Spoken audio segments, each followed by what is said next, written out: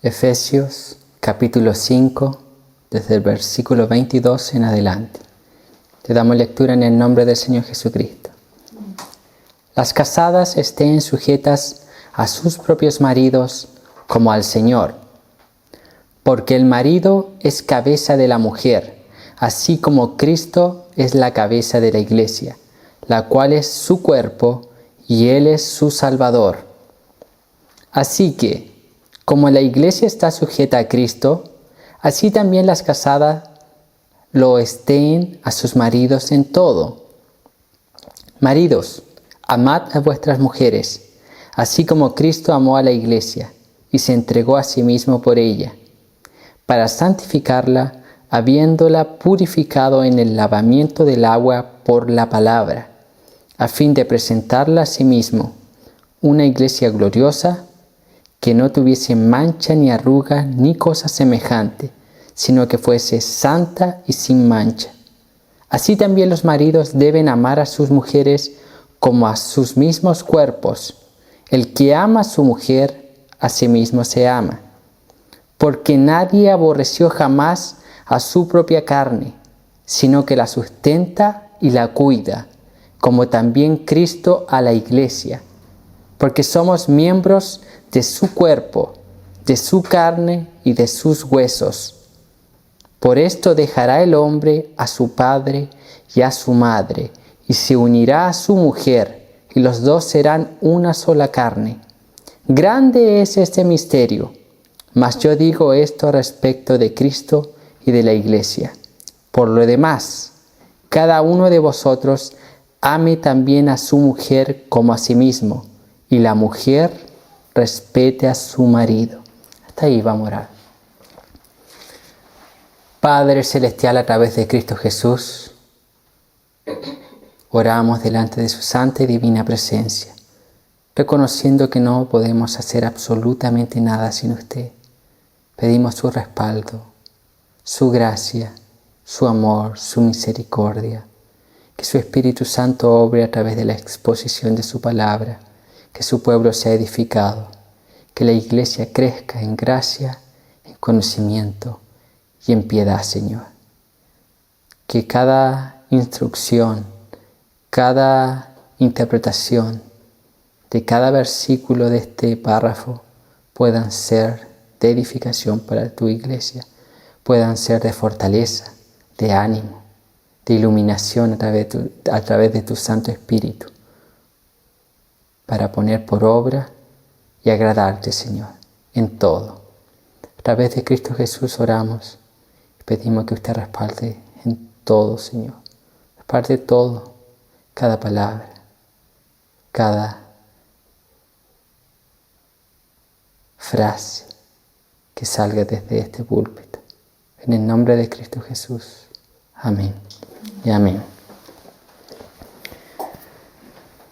La epístola a los Efesios tiene como autor al apóstol Pablo. Pablo escribe a los creyentes o a la iglesia que está en Éfeso, estando preso él en Roma. Él envía a Tíquico, un convertido en Asia Menor, o sea, Turquía, lo que hoy conocemos como Turquía. Esta epístola fue escrita alrededor del 60 y 62 después de Cristo. El tema de esta epístola es las riquezas de la gracia de Cristo para su cuerpo. El propósito por el cual Pablo escribe esta epístola es que la iglesia en Éfeso tenga un mayor conocimiento experiencial de Cristo en sus vidas cotidianas. Ahora este propósito no solamente aplica a Éfeso, porque trasciende mucho más hasta la iglesia en los días actuales. Incluso algunos estudiosos dicen que la carta no fue específicamente para la iglesia en Éfeso, sino que era una carta que estaba corriendo de iglesia entre iglesia en Asia Menor. Entonces esta es una epístola para la iglesia en general, para que conozca experiencialmente de Cristo en sus vidas. cotidiana. Pablo aborda en esta epístola diversos temas, desde el capítulo 1 hasta el capítulo 4, y parte del capítulo 5 él comienza a abordar ciertos temas teológicos como la salvación, la unidad, lo que es ser lleno del Espíritu Santo. Y dentro de los temas que él aborda para la vida diaria, ya en la praxis, él menciona aquí, en el capítulo 5, hace una mención o aborda el matrimonio. Pablo aquí aborda el matrimonio. Si el propósito de la epístola es el conocimiento experiencial de Cristo en nuestras vidas, él ahí comienza con el matrimonio, conocimiento de Cristo en el matrimonio. Entonces en el día de hoy nosotros hablaremos sobre el matrimonio bíblico. El matrimonio bíblico. Vamos a poder ver qué es un matrimonio bíblico, en qué consisten los roles tanto del hombre como de la mujer en el matrimonio. Y esta es una predicación que a lo mejor muchos podrían pensar que se limita solamente para los matrimonios, pero no es así. Esta predicación también sirve para los futuros matrimonios, para los futuros aspirantes al matrimonio,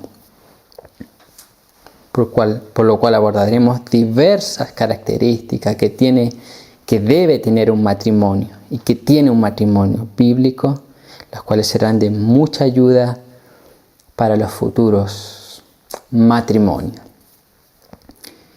Y antes de comenzar, como mencionaba sobre los futuros matrimonios, yo aquí tengo una pregunta a aquellos que piensan casarse futuramente o que tienen a alguien en vista con quien desean casarse. La pregunta que tengo para esas personas que están en ese proceso es: ¿por qué te gusta aquella persona? ¿O por qué quieres casarte con esa persona? ¿Por qué quieres casarte con esa mujer o con ese hombre? La mayoría respondería: porque es bonita, porque es linda, porque me gusta, porque es hermosa. Mas, déjame decirte que no siempre será así. La belleza tiene fecha de vencimiento. En unos 20, 30, 40, 50, 60, 70 años más, esa mujer no será tan bella como en la actualidad. La piel comenzará a envejecer, arrugas. Entonces, ¿qué harás cuando con el transcurso de los años aquella mujer pierda aquella belleza exterior? ¿Qué harás cuando aquella mujer pierda la belleza exterior? O como dice Paul Washer, ¿qué harás si basas en la belleza, simplemente te basas en la belleza simplemente para casarte? ¿Qué pasará cuando aparezca una mujer más bonita que tu esposa? Paul Washer dice: ¿irás detrás de ella así como van los impíos, los mundanos? Entonces belleza no es la base del matrimonio.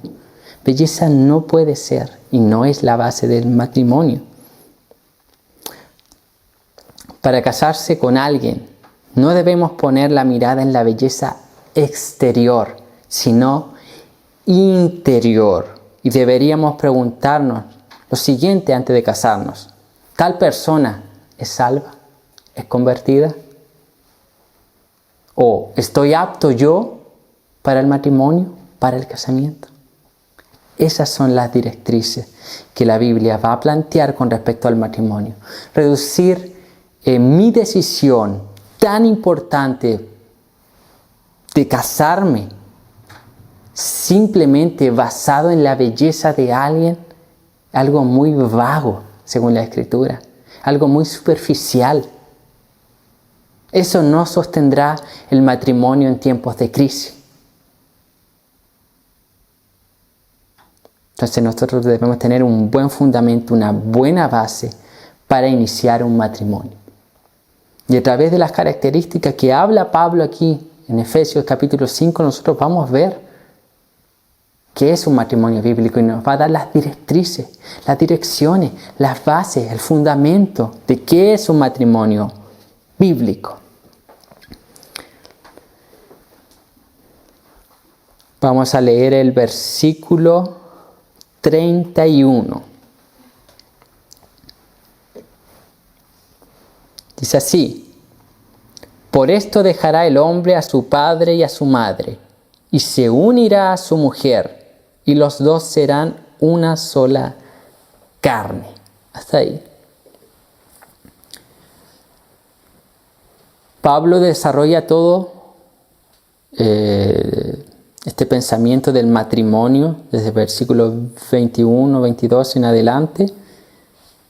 Y él comienza a dar ciertas ideas, fundamentos, y comienza a argumentar. Y toma una cita del Antiguo Testamento, ya casi al final de su exposición a la iglesia en Éfeso. Pero ¿por qué yo quiero comenzar con el versículo 31?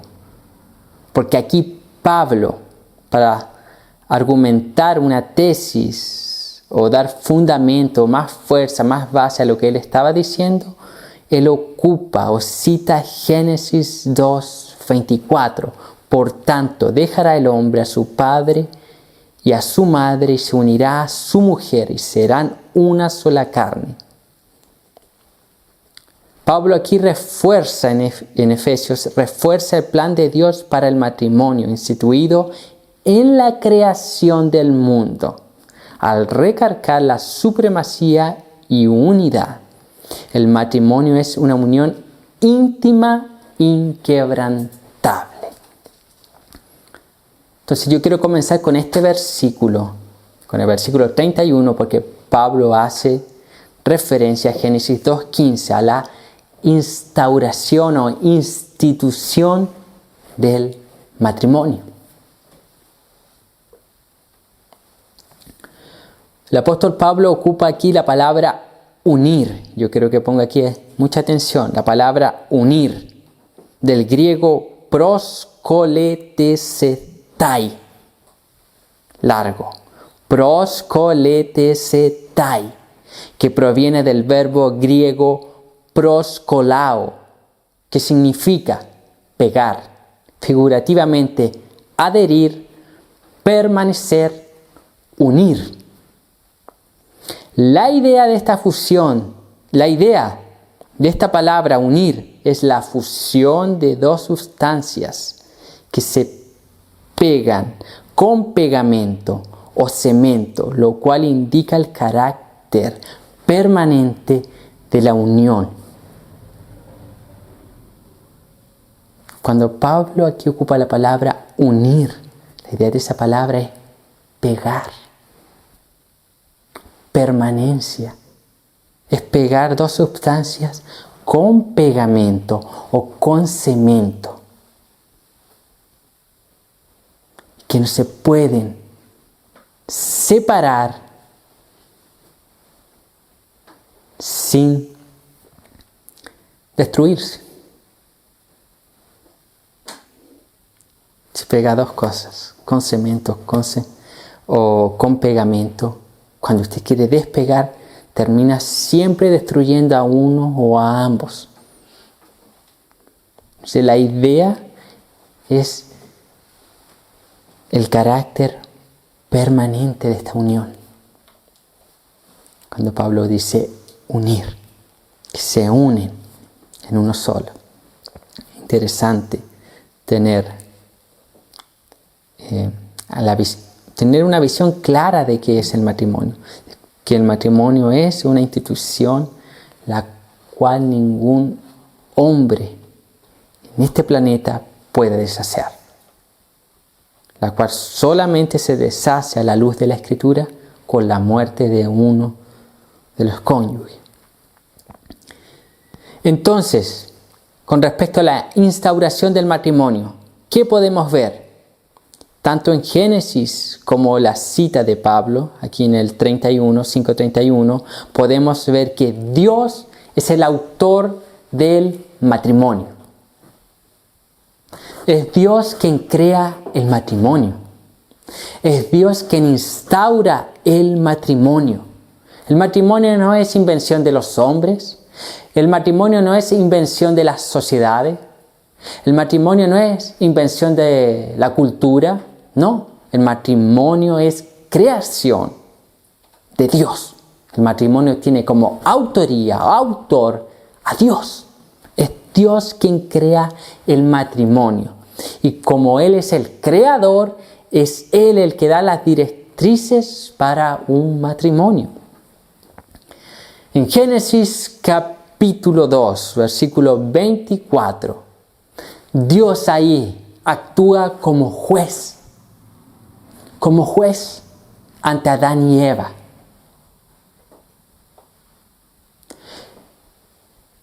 A pesar de que Adán y Eva pueden ser representantes de la iglesia, Adán y Eva en Génesis 2, o los primeros capítulos de Génesis, son representantes de la humanidad, de la sociedad.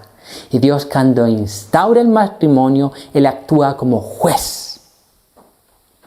Entonces el matrimonio va más allá de la esfera religiosa. El matrimonio es instaurado en el mundo entero.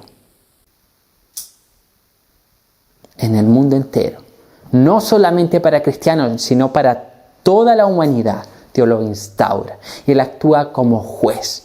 Es decir, que cuando alguien se casa por las leyes terrenales, Dios ya valida aquí el matrimonio.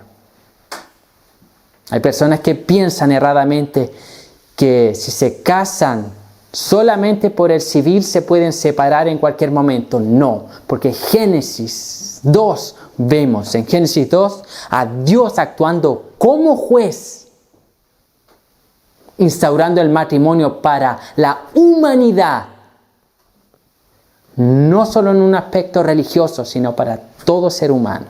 Dios actúa como juez, por lo cual ahí ya valida, ahí ya vale el matrimonio delante de Dios.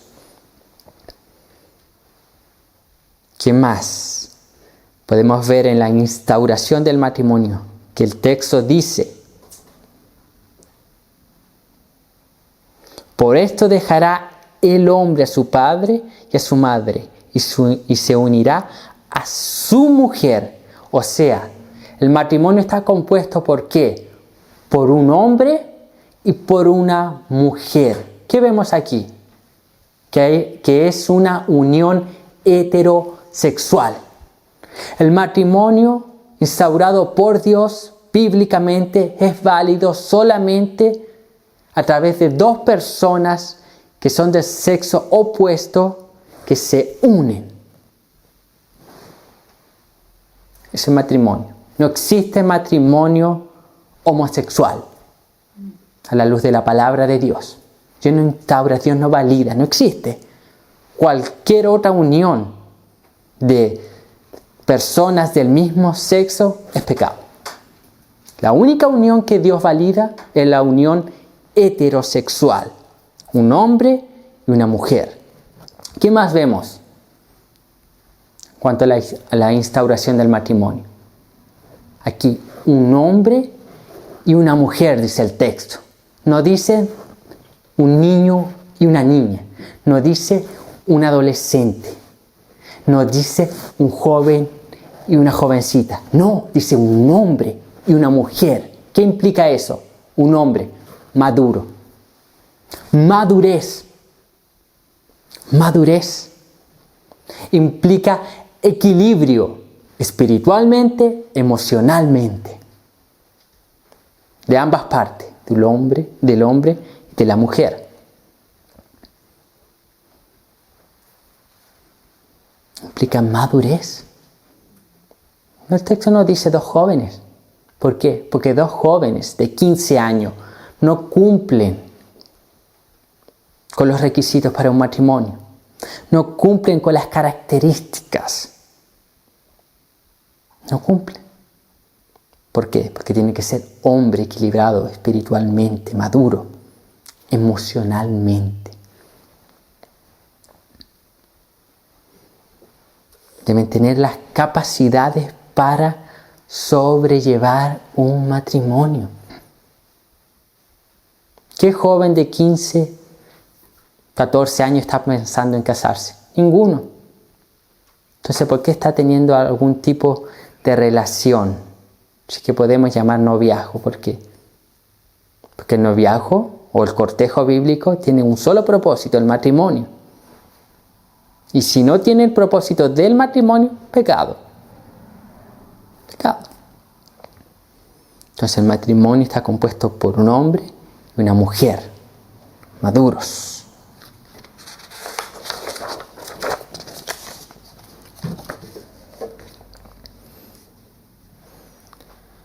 Eso con respecto a la institución del matrimonio que aborda aquí Pablo, que es Dios el autor, está compuesto por un hombre y una mujer, es decir, una unión heterosexual, y por dos personas que son maduras emocionalmente, espiritualmente.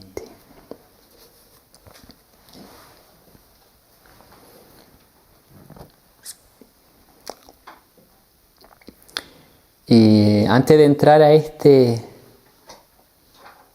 segundo ítem, lo que nosotros debemos entender es que ningún creyente es superior a otro.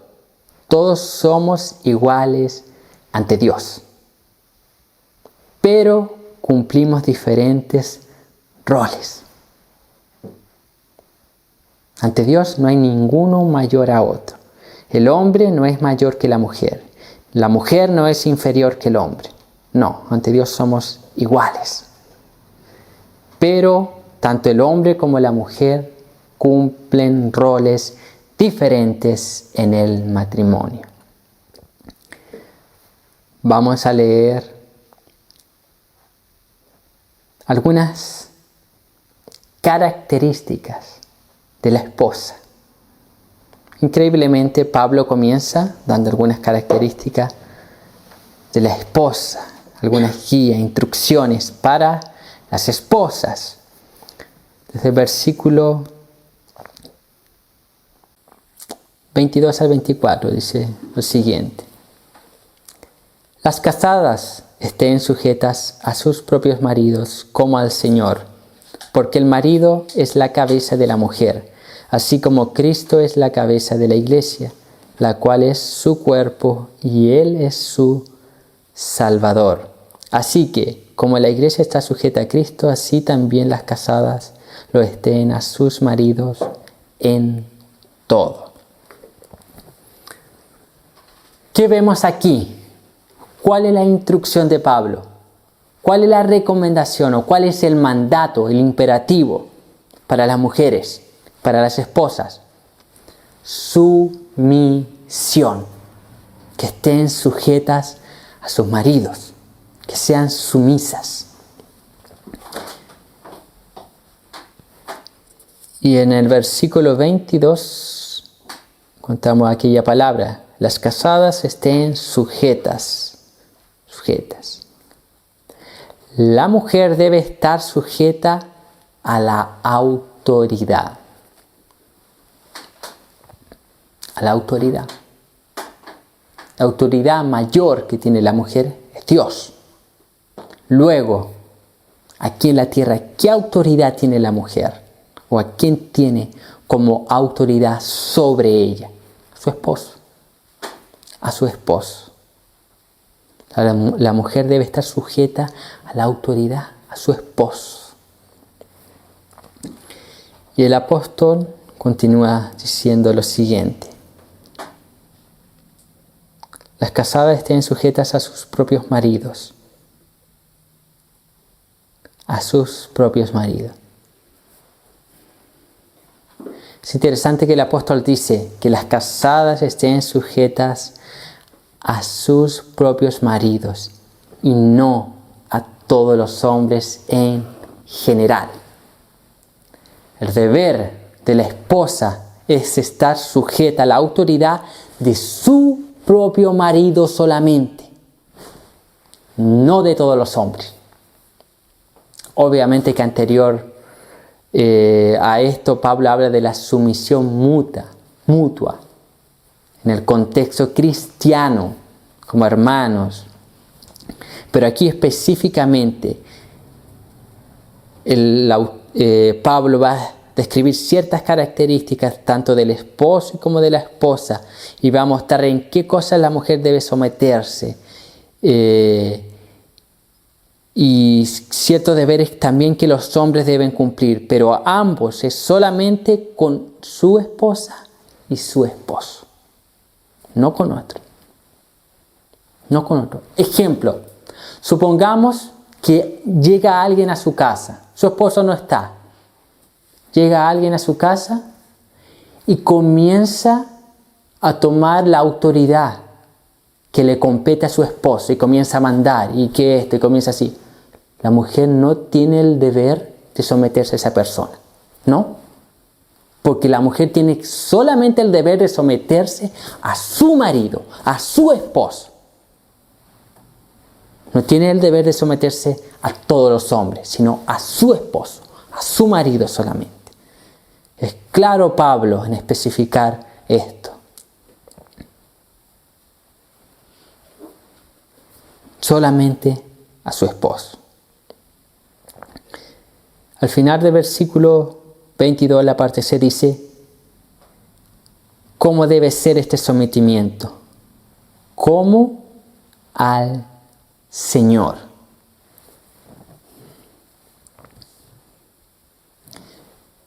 ¿Qué hacemos nosotros ante nuestra autoridad, que es Dios, que es Cristo? ¿Qué hacemos nosotros hacia Él? ¿Le servimos? Entonces la sumisión implica servicio. La sumisión es parte del servicio o implica servicio. La mujer que se somete es una mujer que sirve a su esposo. Sirve como al Señor. Entonces la sumisión implica servicio en las cosas más mínimas. Es como el esposo necesita algo, la mujer viene, lo pesca, lo toma. Servicio.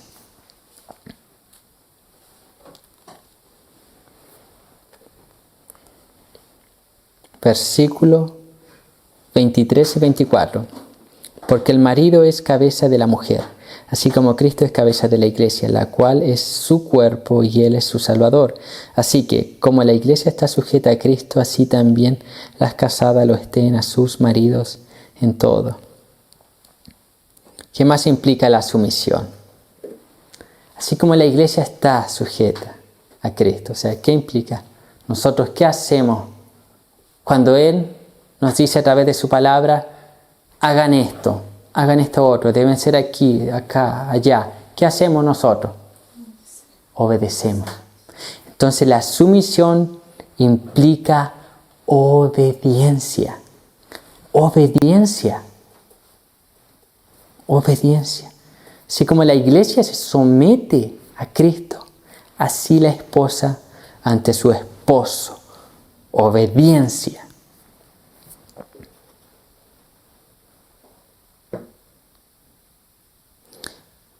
El versículo 23, la parte final dice,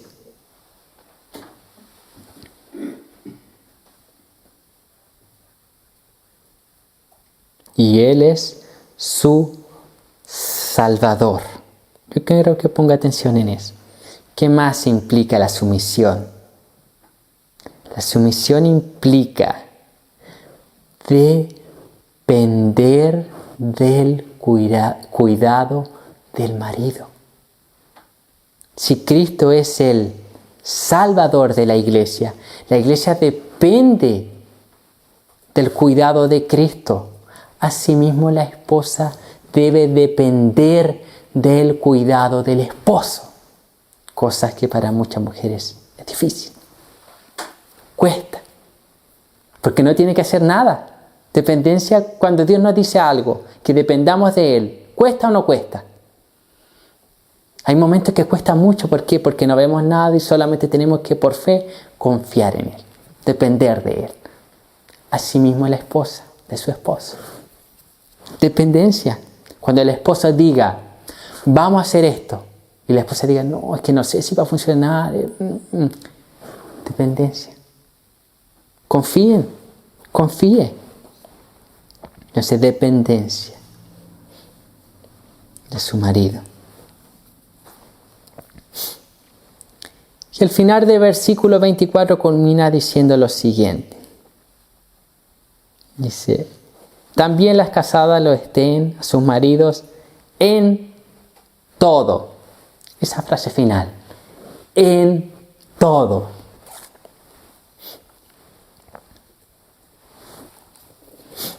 En todo. En todo. Entonces la sumisión debe ser en todas las áreas de la vida. No hay excepción, es en todas las áreas, pero limitadas por la ley de Dios. Ejemplo, el esposo no puede obligar a su esposa a pecar. El esposo no puede decirle a la esposa, ve, anda a robar. Y la esposa por sumisión va a ir. No, ahí no. Ve y anda a matar. Tampoco. Entonces, la sumisión es en todo mientras esté acorde a la ley de Dios. Si el esposo la obliga o le dice, le manda, ordena que haga algo que va en contra de los estatutos que Dios dejó establecido, la mujer no tiene ningún deber de realizar tal acción. Y si se niega, no es pecado. No es pecado. Entonces, sometimiento es en todas las áreas mientras esté acorde a la ley de Dios.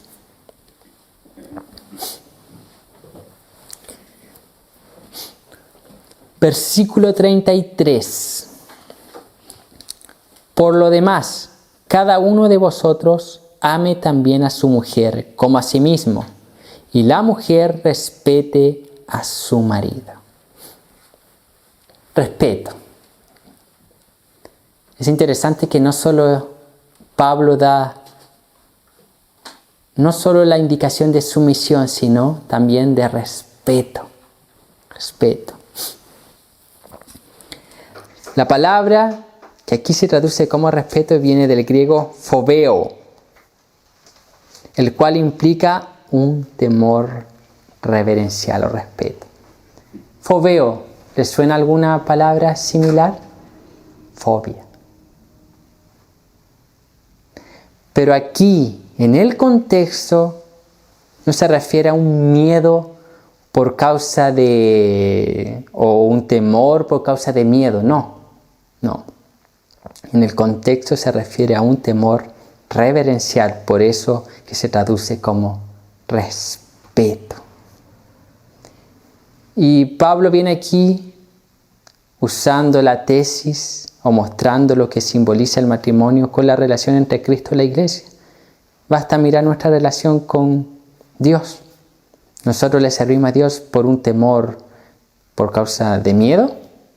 ¿No? ¿Pero tememos a Dios? Sí, un temor reverencial por lo que Él es, por lo que Él hizo, por su grandeza, por su amor, su gracia, su misericordia. Ese mismo respeto es lo que Pablo dice aquí, que las mujeres deben tener a sus maridos. Y el respeto se cumple simplemente cuando la mujer se somete. Se somete porque Pablo aquí en el versículo 33 a modo de conclusión dice por lo demás. Entonces se resume todo lo que ha dicho anteriormente tanto para la mujer como para el hombre. Y todo se resume en esto. Que respete. Y alguien que respeta o la evidencia o lo visible del respeto es por causa de la sumisión. Consiste en eso, el respeto.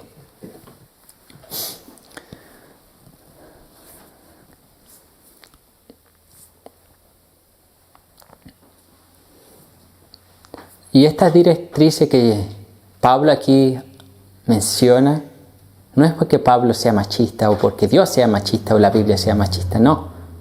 Más adelante va a haber las mujeres, van a ver los mandatos que la palabra exige para los hombres, para los maridos.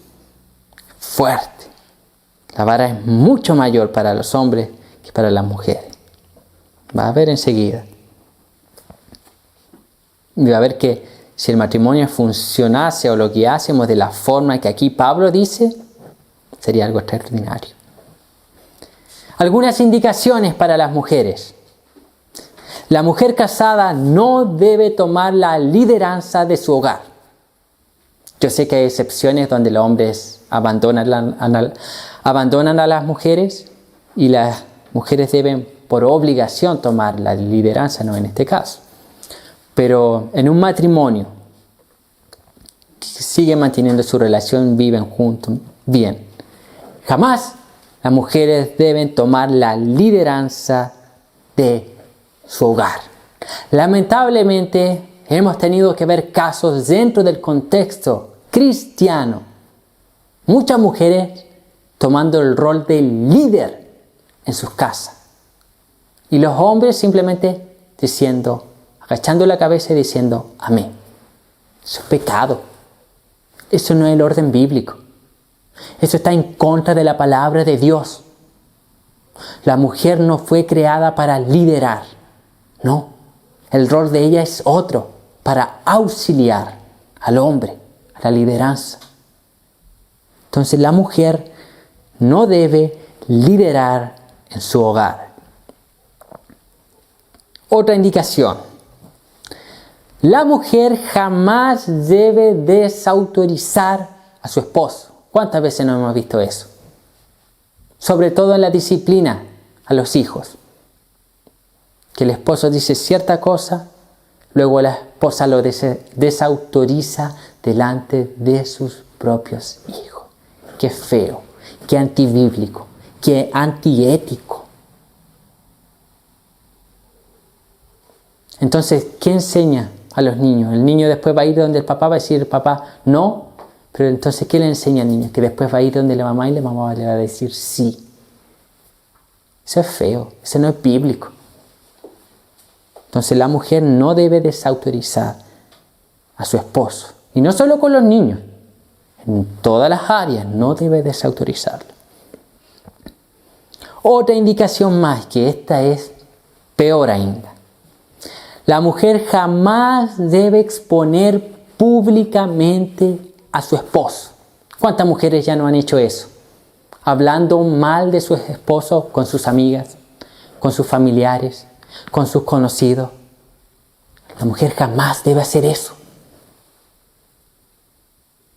Jamás. Recuérdese que Pablo dice que el hombre y la mujer dejarán a su padre y a su madre para unirse en una sola carne. Cuando usted está hablando de su esposo, está hablando de sí mismo. Eso es pecado. Jamás debe exponer.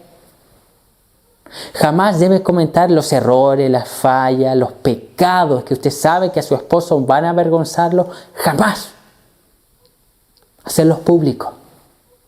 Una esposa bíblica no hace eso. Es todo lo contrario. Una esposa bíblica auxilia, ayuda a vencer los pecados de su esposo. Y en vez de contarlo públicamente a sus amigas, a la iglesia, a conocidos, se los cuenta a Dios. Intercede, ora. Entonces tomar esas indicaciones. Jamás expone públicamente a su esposo. Ahora Pablo da algunas características. Sigue exponiendo. Y da algunas características para los esposos, para los maridos. Comenzando desde el versículo 23, dice lo siguiente: porque el marido es cabeza de la mujer, así como Cristo es cabeza de la iglesia, la cual es su cuerpo y Él es su Salvador. Al marido, al hombre, le fue otorgado por parte de Dios la autoridad del matrimonio o en el matrimonio. La autoridad dada por Dios no es para ejercer hombres, no es para ejercer machismo, el cual es pecado. Esa autoridad que es dada a los hombres, al marido, al esposo, no es para ejercer machismo, no es para esclavizar a la esposa. Su esposa no es su sirvienta, no. Su esposa no está para los mandados, no. Su esposa no está para satisfacer sus deseos egoístas, ególatras, no.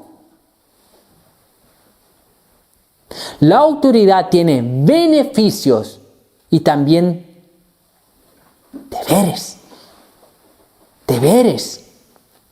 Si el matrimonio va mal, la responsabilidad primaria cabe sobre el esposo y no sobre la esposa. Ejemplo, Adán y Eva, la caída. ¿Quién pecó primero? Eva. Luego Adán. ¿A quién llama Dios? Adán. Adán, ¿dónde estás? ¿Qué has hecho? ¿A quién Dios va a pedir cuentas con respecto al matrimonio? A los hombres y no a las mujeres. Obviamente si hay pecados, hay consecuencias para ambos, sí. Pero en primera instancia, el responsable ante el matrimonio es el hombre.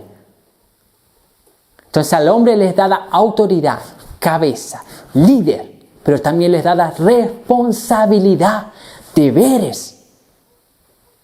Deberes. Habrá momentos donde se tendrán que tomar decisiones difíciles en el matrimonio y la mujer no sabrá qué hacer. Y el hombre como autoridad, cabeza, va a tener que tomar esas decisiones solo, diciendo, esto vamos a hacer. Pero debe tener en cuenta las consecuencias, porque toda consecuencia van a caber sobre él. ¿Ve que la lideranza no es tan fácil? ¿Ve que ser cabeza no es tan fácil? No es solo mandar, hay una responsabilidad. Dios va a pedir cuenta a los maridos. ¿Cómo está ese matrimonio?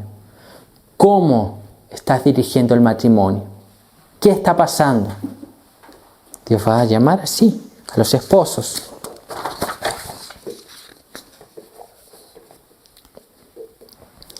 Versículo 25, parte A.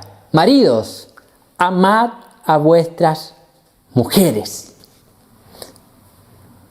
El esposo debe amar a su esposa. El versículo continúa. Así como Cristo amó a la iglesia. Entonces el esposo debe amar a su esposa. ¿Sí? Pero no de cualquier forma. ¿Cómo? Como Cristo amó a la iglesia. Primero, aquí dice amad. O sea, imperativo, mandato, no es opcional. Y el verbo, interesante que el verbo griego agapao, que es donde procede la palabra griega agape. Es decir, es un amor incondicional el que Dios demanda que el hombre debe tener hacia su esposa. Un amor incondicional. Y este verbo agapao está en tiempo presente y se puede traducir de la siguiente forma: estén amando. Tiempo presente. Es un amor incondicional y un amor continuo. Continuo. El amor de Cristo hacia su iglesia es incondicional, continuo y exclusivo. Asimismo, el hombre. Independiente de la situación, independiente de lo que la mujer haga o no haga, el hombre debe amar. ¿Qué más? El hombre también debe amar con continuamente. Yo le pregunto, ¿cuándo fue el día que Cristo dejó de amar a su iglesia? Nunca. Asimismo, el hombre debe amar a su esposa, el marido. ¿Y qué más es el amor de Cristo? Exclusivista. Cristo no tiene dos iglesias. Cristo tiene una sola iglesia. Asimismo, el hombre tiene una sola mujer. No muchas mujeres para amar. Una sola. Solo una, dice la Escritura.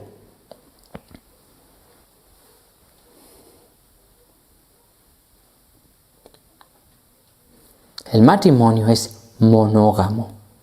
Una sola mujer. ¿No es?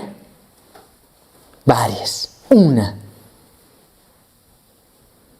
El amor, este amor que habla aquí Pablo, es un acto de la voluntad y no un sentimiento. Cuando uno decide amar voluntariamente, comienzan a surgir los sentimientos. Aquí este amor ágape no es un amor nacido de sentimiento, es un amor nacido de la voluntad. Por algo es un imperativo. Dice, amad. Dios no va a pedir que sintamos algo que no sentimos. Sobre todo cuando no es algo salvífico. Pero sí dice amad. ¿Por qué? Porque el amor es un acto de la voluntad que conlleva posteriormente a sentimiento. Pero no es solamente sentimiento, no es solamente emociones, es un acto de la voluntad. Es por eso que cuando en matrimonios algunos de los cónyuges dice que quiere divorciarse por causa de que se acabó el amor, es mentira. Es mentira. Aquella declaración es mucho más terrible. Aquella declaración es mucho más aterradora. ¿Sabe lo que está diciendo aquel hombre o aquella mujer que quiere deshacer aquel pacto que hizo delante de Dios? Está diciendo lo siguiente. No, la verdad no es que el amor se acabó. Está diciendo lo siguiente. Yo voluntariamente decido no amarte más. Pecado. El amor nunca deja de ser, dice la Escritura. Porque es un acto de la voluntad. Voluntad. Yo decido amar. Usted decidió amar con la mujer que se casó. Y tiene que seguir decidiendo amar día tras día. Ese amor es lo que Pablo dice que los esposos, los maridos deben tener hacia su esposa. Un amor incondicional, continuo y exclusivo. Amor ágape. Versículo 25, parte B. Y se entregó a sí mismo por ella. El esposo debe entregar la vida por su esposa. El amor del esposo debe ser sin reservas, sin egoísmo y sacrificial a tal punto de estar dispuesto a dar su propia vida por la de su esposa, como Cristo lo hizo por su iglesia. Y esto no solo implica los casos extremos, donde literalmente el esposo debe dar la vida a su esposa. No, no es solamente ahí, sino que diariamente el esposo debe dar la vida por su esposa, protegiéndola, impidiendo que el mal le afecte.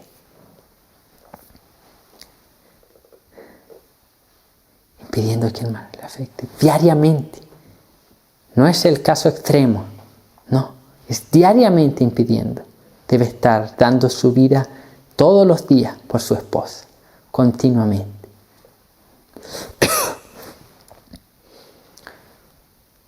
Ejemplo, literalmente, caso extremo. El esposo, la esposa, sus hijos, su familia están en una casa. Ocurre un incendio.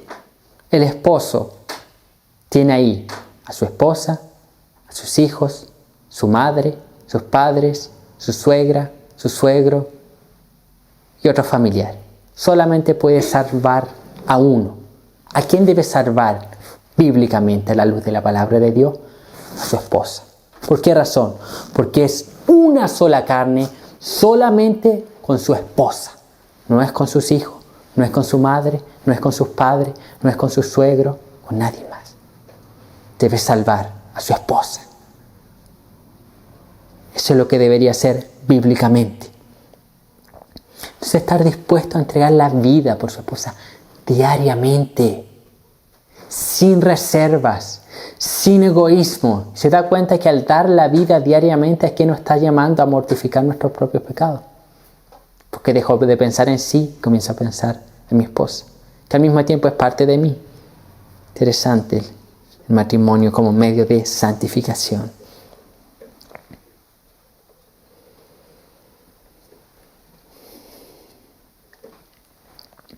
¿Qué más debe hacer el esposo?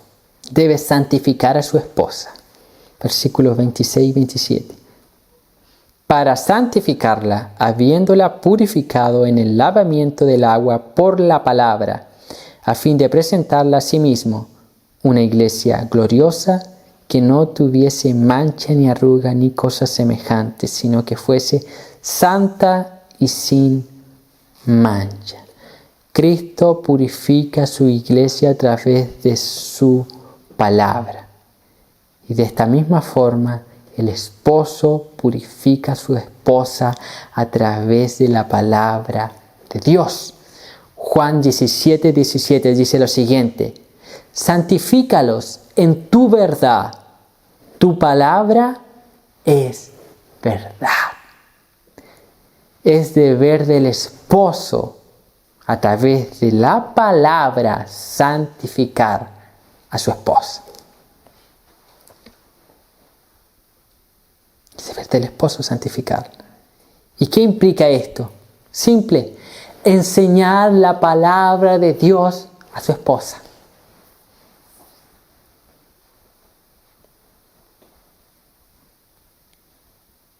Enseñar la palabra de Dios a su esposa. Yo aquí quiero aclarar algo. No es deber del pastor enseñar la palabra de Dios para su esposa.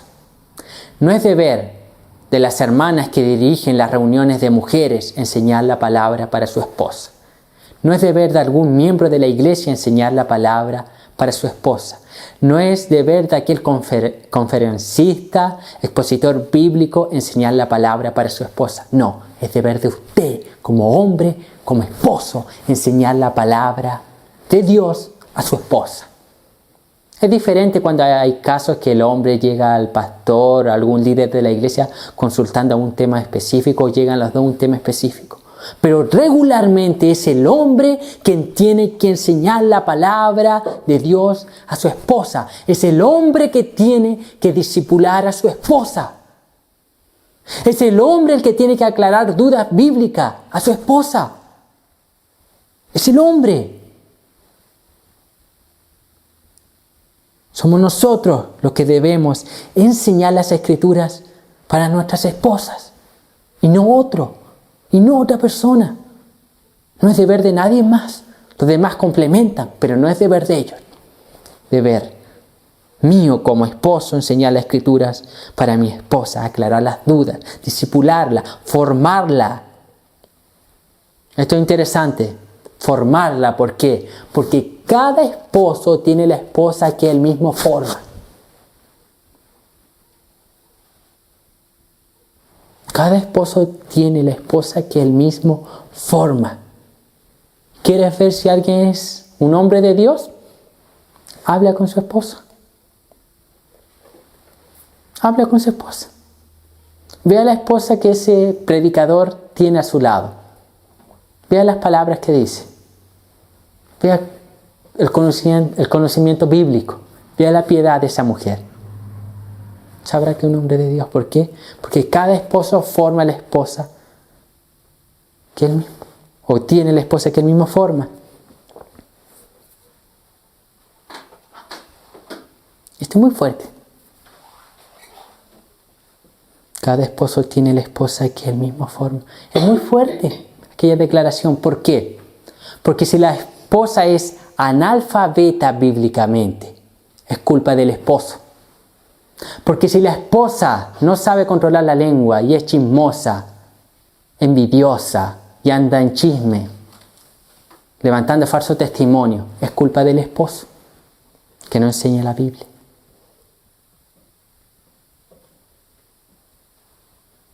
Entonces, todo pecado que la mujer, la esposa, comete es responsabilidad del hombre, el marido que tiene al lado.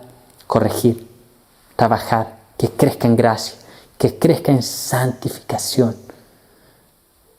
Y hay muchos hombres que están ahí, al lado de su esposa, solamente para criticarla. Criticar la falencia, no, que este pecado, que tú fallas acá, que aquí, que allá, y no hacen nada para santificarla, no abren la Biblia y enseñan la Escritura, no la disipulan, no corrigen, no la guían, no le dan alivio, no le dan nada. ¿Y la culpa? ¿Y Dios está mirando arriba? ¿Pecado de quién es? ¿Solamente de la esposa? No, del esposo. ¿A quién va a pedir cuenta Dios? Al esposo. Entonces cada esposo tiene la esposa que él mismo forma.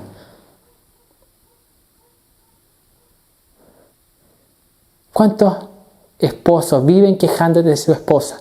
¿Sabe cuáles son las causas de la falencia de su esposa?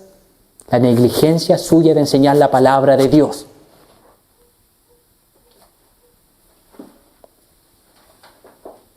Los defectos de su esposa son el reflejo de su negligencia de enseñar la Escritura a ella.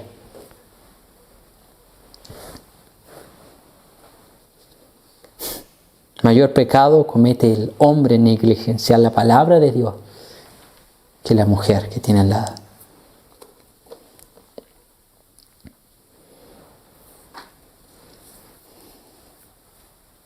¿Qué más debe hacer el esposo bíblico? Debe amar a su esposa como ama su propio cuerpo. Versículos 28 al 30 y 31. Así también los maridos deben amar a sus mujeres como a sus mismos cuerpos. El que ama a su mujer, a sí mismo se ama, porque nadie aborreció jamás a su propia carne, sino que la sustenta y la cuida, como también Cristo a la iglesia, porque somos miembros de su cuerpo, de su carne y de sus huesos. Por esto dejará el hombre a su padre y a su madre y se unirá a su mujer y los dos serán una sola carne. John MacArthur dice lo siguiente con respecto a esto. Un marido cristiano debe cuidar a su esposa con la misma devoción natural con la que cuida a sí mismo. Y mucho más todavía porque su amor sacrificado le lleva a ponerla en primer lugar antes que él mismo. Antes que él mismo.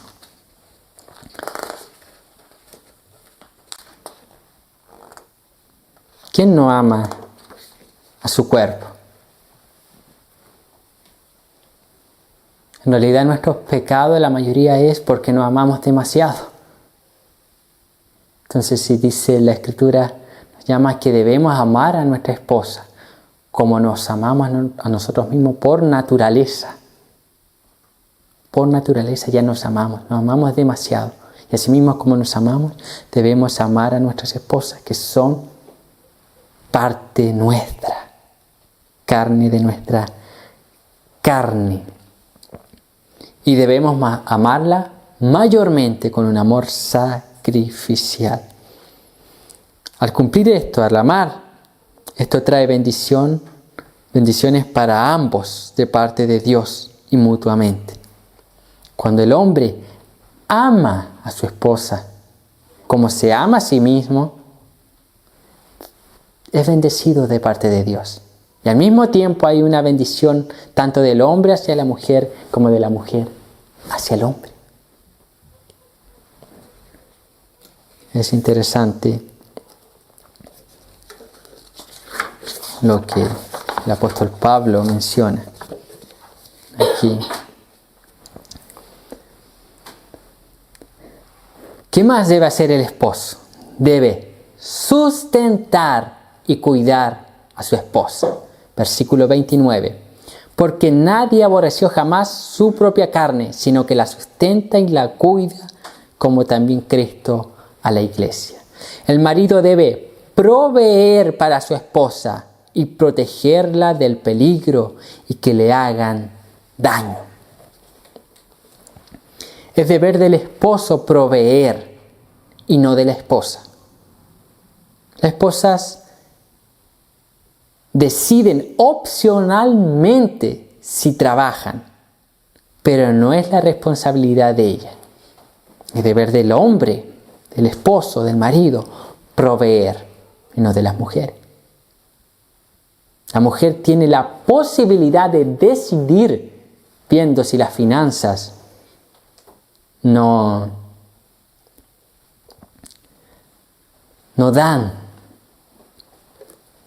son lo suficiente para subsistir, para vivir, llevar una vida tranquila, cómoda.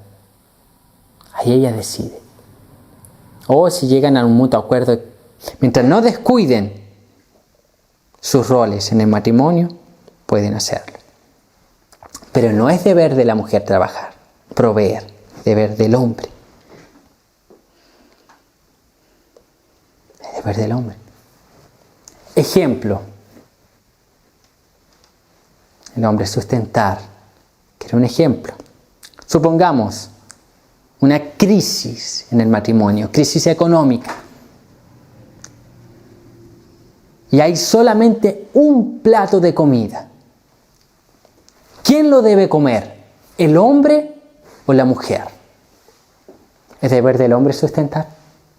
El hombre debe dejar que su esposa lo coma. Ahora, si la mujer decide dividirlo, es otra cosa. Pero el deber del hombre es que a la mujer no le falte nada. Es el deber del hombre.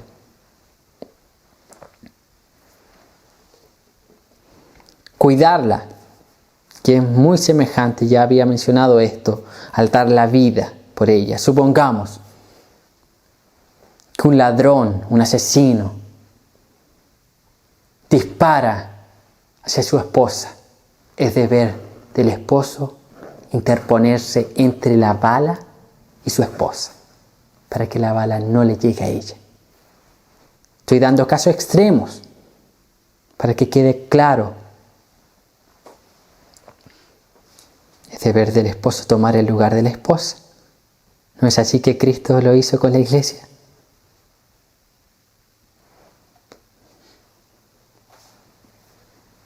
Interesante aquí la palabra griega que se traduce como cuidar.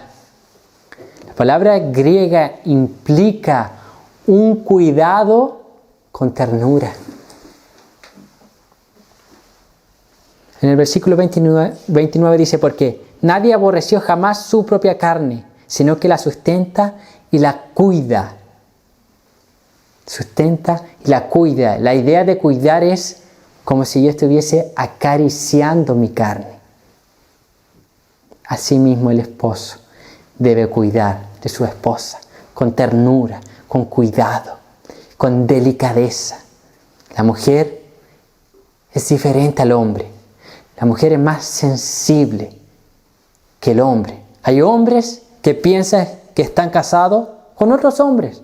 ¿Por qué? Es la forma en la cual tratan a su mujer. Y nos pasa mucho. ¿Por qué? Porque anteriormente a estar casados, nuestras relaciones la mayoría es con amigos, hombres con hombres. Entonces nadie se ofende, hablamos igual, altamos la voz y todo, pero con las mujeres es distinto, con su esposa es diferente, es con delicadeza, con ternura.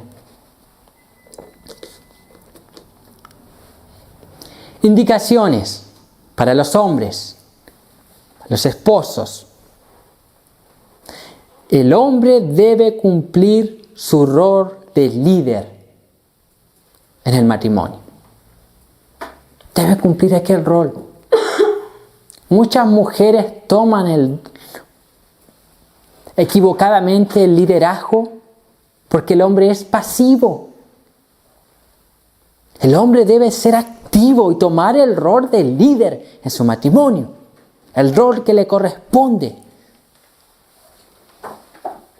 con los derechos y deberes. ¿Qué más? El hombre debe tratar con amor y delicadeza a su esposa. Habla aquí, Pablo habló del amor, el cuidado, la delicadeza, como quien cuida de su propio cuerpo. Delicadeza. El hombre jamás debe exponer a su esposa públicamente, igual que la esposa. Jamás el hombre debe exponer los pecados, las falencias, las debilidades de su esposa ante otros hombres, públicamente, ante otras personas, ante la familia. Jamás. Él debe cuidarla, él debe protegerla. Él debe ponerse ahí ante ella para protegerla, ayudarla, auxiliarla y santificarla a través de la exposición y enseñanza de la palabra. El hombre debe amar a su esposa en todo tiempo, independiente de sus cambios físicos con el correr del tiempo. Interesante que Pablo habla de aquel amor ágape, incondicional y continuo. ¿Por qué? Porque él sabe que la belleza es pasajera. Él sabe que con el correr del tiempo comenzamos a envejecer, comenzamos a engordar, nuestro cuerpo comienza a cambiar y ya no es el mismo que cuando teníamos 20 años, ¿no? Entonces el hombre debe amar a su esposa en todo tiempo, independiente de los cambios físicos.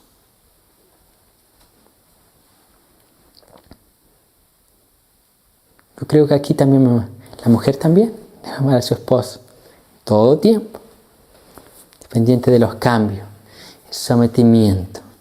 Entonces vimos características aquí, tanto del hombre, tanto de la mujer, como del hombre, del esposo, de la esposa. La sumisión por parte de la mujer, lo cual implica una sumisión independiente del grado académico de su esposa, independiente del conocimiento de su esposo. Solo por el hecho de ser su esposo, usted le debe sumisión.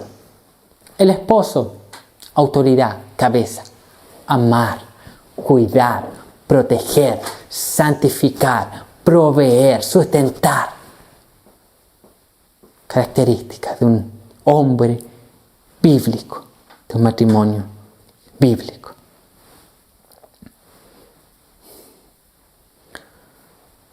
Cuarto, aún no terminamos, queda un poco. Efesios 30, 31 dice: porque somos miembros de su cuerpo, de su carne y de sus huesos.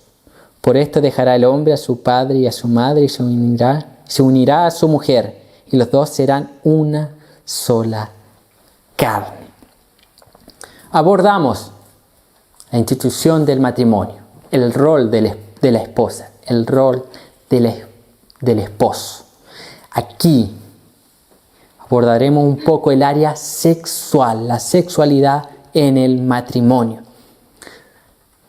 Pablo no habla aquí explícitamente del área sexual, pero de estos versículos se puede extraer la idea, ya que ser una sola carne implica el acto sexual.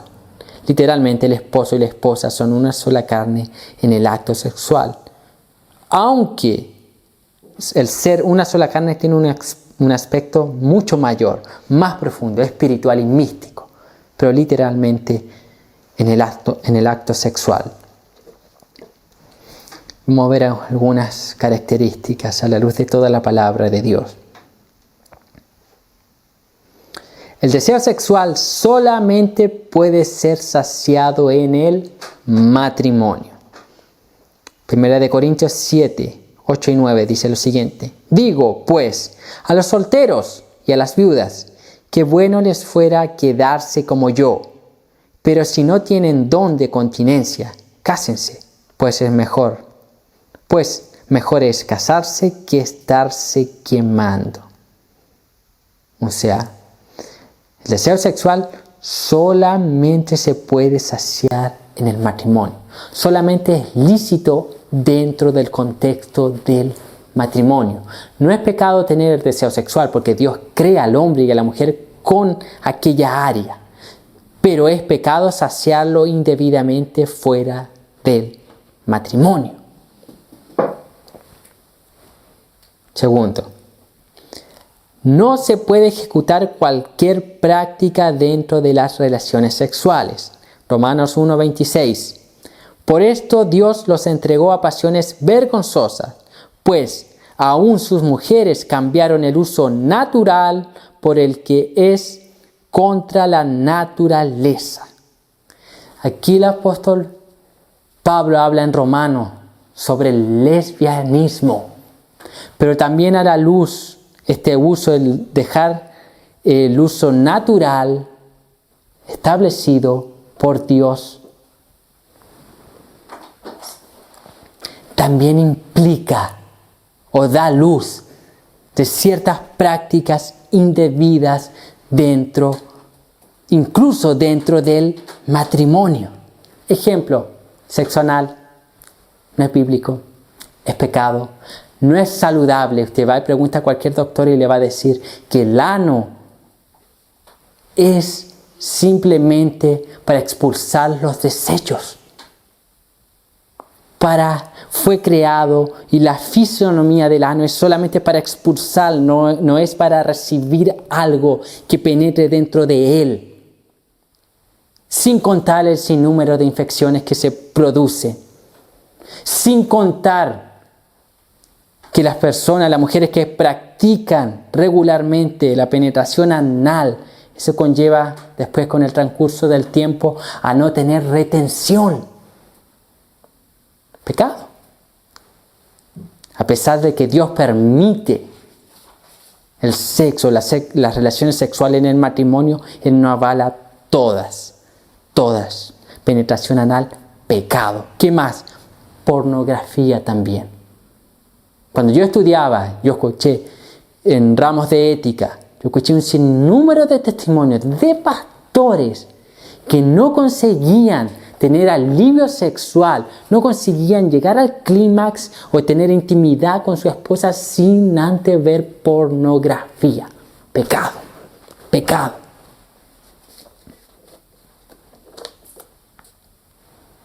Entonces no se puede ejecutar cualquier práctica dentro de las relaciones sexuales en el matrimonio.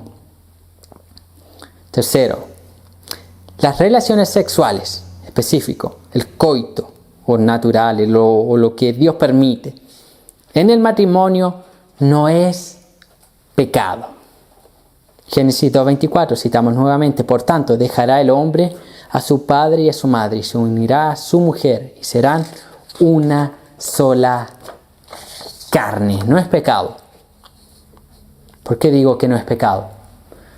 Porque en muchos círculos evangélicos se ve el sexo como pecado, se ve las relaciones sexuales como pecado. ¿Cuántas personas que tienen que predicar el día domingo, el día sábado, durante la noche no tienen intimidad con sus esposas, porque piensan que es pecado? Mentira, eso no es pecado. Si quieren abstenerse, pueden, pero basado en 1 Corintios es por tres causas. Tiene que cumplir tres requisitos para la abstinencia. ¿Cuáles son?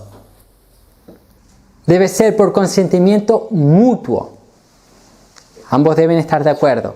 Debe ser para dedicarse a la oración y por un tiempo determinado, no por mucho tiempo. Entonces, y todo es por consenso mutuo. Si la mujer dice no, el hombre no puede. Pero no es pecado. No es pecado. ¿Cuánta gente que ve de esta forma? ¿Cuánta gente cristiana? Círculos evangélicos que ven el sexo, la sexualidad o las relaciones sexuales como pecado. No, no es pecado. Cuando Dios crea en Génesis, capítulo 2, versículo 24, el matrimonio juntamente con él crea las relaciones sexuales. Los manda a procrear. Cuarto, o letra D, el placer sexual en el matrimonio. Vamos a hablar aquí. Proverbios 5, 18 y 19 dice lo siguiente: sea bendito tu manantial y alégrate con la mujer de tu juventud, como sierva amada y graciosa gacela.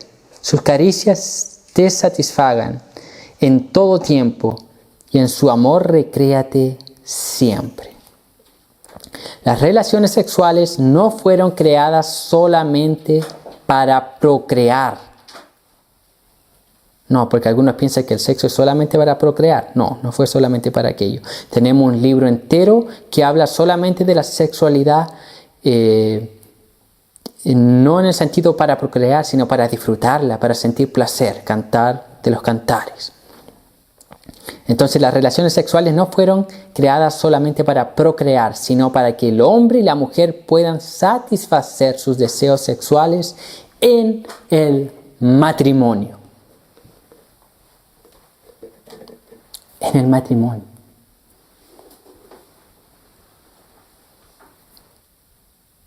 Entonces no es solamente para procrear, sino para que tengan placer en el matrimonio. El hombre y la mujer son distintos biológicamente y esto se refleja en el acto sexual.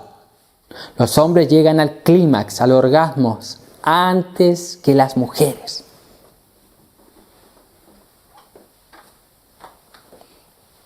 Antes. Por esta causa debe haber comunicación para que ambos lleguen al clímax, al orgasmo y sean saciados sexualmente. Intimidad sin comunicación va a ser fracaso. Fracaso. Tienen que hablar. Deben comunicar. Deben hablar lo que es, mientras esté lícito, lo que les produce placer a ambos. Porque hay un deber el placer dentro del matrimonio. Y aquí, el hombre debe buscar la satisfacción sexual de su esposa y la esposa la satisfacción sexual de sus esposos. Las relaciones sexuales no fueron creadas para la autosatisfacción. No. El hombre, estoy hablando dentro del contexto matrimonio, las relaciones sexuales, el hombre no busca saciarse él. ¿Qué es dar la vida por la esposa? ¿Qué es cuidar? Lo que Pablo enseña. El deber del hombre en el acto sexual es que su esposa sea saciada, que su esposa termine satisfecha después del acto sexual. Y la mujer tampoco busca su propio placer, sino busca que su esposo sienta placer, que él sea saciado. Eso debe ocurrir en las relaciones sexuales dentro del matrimonio. Una satisfacción mutua. Procurar que el otro sea saciado y no ser egoístas, egocéntricos.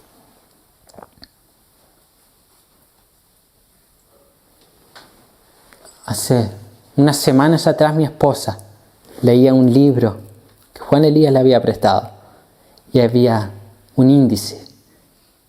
¿Cuánto era el porcentaje de las mujeres?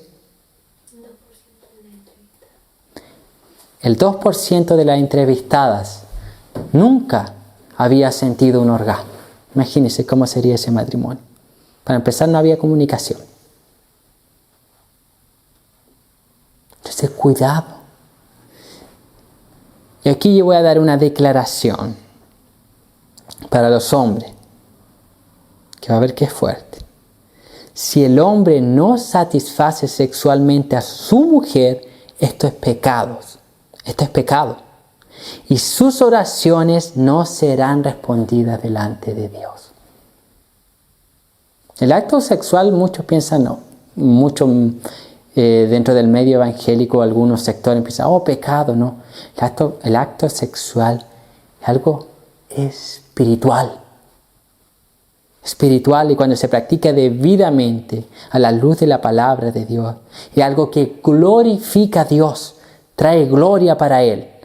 Primera de Pedro 3:7 dice lo siguiente: vosotros, maridos, igualmente, vivid con ellas sabiamente, dando honor a las mujeres como a vaso más frágil, y como coherederas de la gracia de la vida, para que vuestras oraciones no tengan estorbo, dando honor a la mujer como vaso más frágil, tratándola con cuidado, guiándola, protegiéndola. Como decía Pablo, en palabras de Pablo, acariciando como acariciamos nuestra propia carne, tratándola como vaso más frágil. Tratarla debidamente. Eso implica que el acto sexual. Tratarla debidamente, con cuidado, que ella sea saciada, que ella llegue al clímax en el acto sexual. De lo contrario, vuestras oraciones, esposo, no serán respondidas. No serán respondidas. Y quizás muchas de nuestras oraciones no son respondidas porque estamos fallando en aquella área. Estamos pecando en aquella área. Cuidado.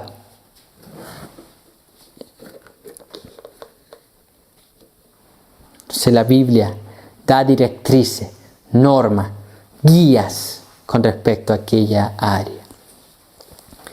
Quinto, vamos a ver qué más con respecto al matrimonio. El matrimonio es el reflejo de la unión de Cristo con la iglesia.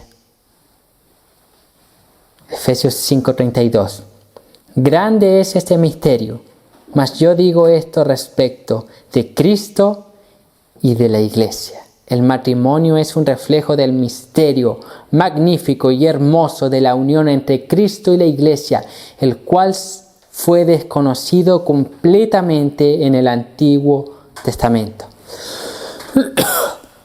Por eso que Pablo habla diciendo que es un misterio. Era un misterio. Algo que estaba cubierto, no había sido revelado, el velo no había sido abierto. Pero ahora en el Nuevo Testamento vemos esto, que el matrimonio refleja la unión entre Cristo y la iglesia. Cuando un matrimonio cristiano no cumple los principios bíblicos, está mostrando una imagen distorsionada de la relación entre Cristo y su iglesia, y eso es pecado. El fin principal del matrimonio es poder mostrar la gloria de Dios a través de su evangelio en nuestro matrimonio. O sea, cuando un matrimonio no está cumpliendo los principios bíblicos, está mostrando al mundo entero una visión distorsionada del evangelio, de la relación entre Cristo y la iglesia. Eso es pecado. Es por eso que el esposo no debe salir divulgando los pecados de la esposa. Cristo lo hace con nosotros. Es por eso que la esposa tampoco debe hacerlo con su esposo. ¿Acaso Cristo lo hace por usted? No. No. Entonces el matrimonio refleja la unión de Cristo con la iglesia, refleja su evangelio, refleja su amor.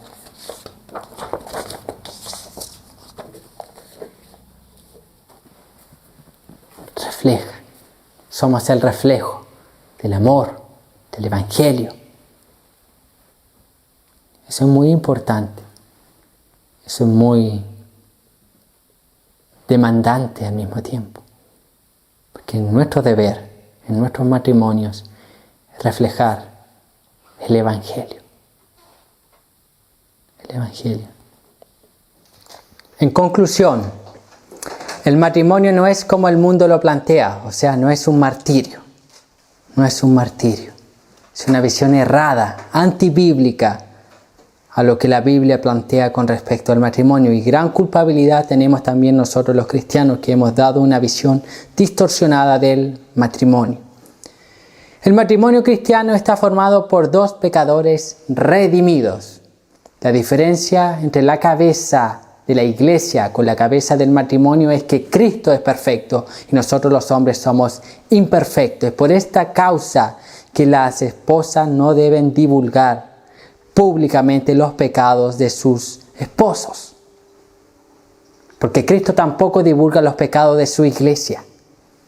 Lo debemos, y ambos deben cuidarse, tanto el esposo como la esposa. Debemos tener matrimonios bíblicos que reflejen el Evangelio en nuestras vidas matrimoniales. Debemos tener matrimonios bíblicos. Otra conclusión. Esto es muy importante. Podemos guiar a personas a la salvación evangelizándolas solamente a través de nuestro matrimonio. Cómo el hombre trata a su esposa, cómo la esposa trata a su esposo. Es una forma, es un medio evangelístico para guiar a otras personas a la salvación. Por eso es importante los matrimonios bíblicos. Disfrutemos del regalo del matrimonio que Dios nos ha dado. Disfrutemos.